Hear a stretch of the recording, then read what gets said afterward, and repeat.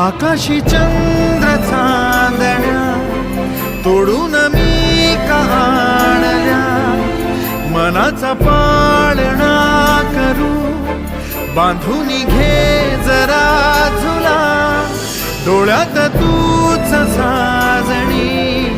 सुखाचा स्पर्श तू नामा, तुझ्या विना उरेन अर्थ जीवना,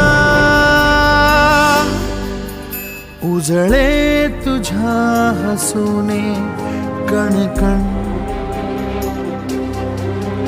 अन चंद्र हे हातीचे काकण.